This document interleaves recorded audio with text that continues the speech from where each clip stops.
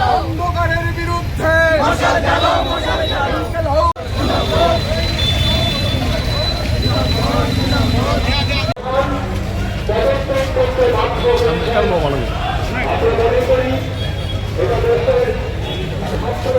আমাদের দেশের ছাত্ররা লড়াই করছে এনটিএ বাতিল করবার জন্য, আমাদের দেশের শিক্ষামন্ত্রী ধর্মেন্দ্র প্রধান তাকে পদত্যাগ করবার জন্য।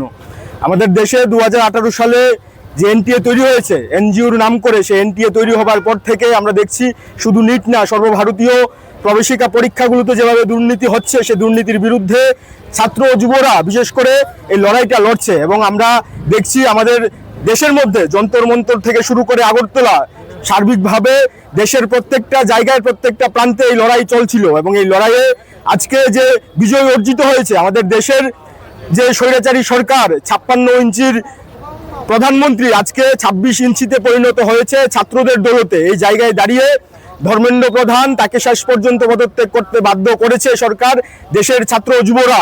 এবং আমরা আজকে এসএফআই টিএসইউ এখানে মিছিলে সম্মিলিত হয়েছি আমাদের দেশের জনগণকে অভিনন্দন জানানোর জন্য।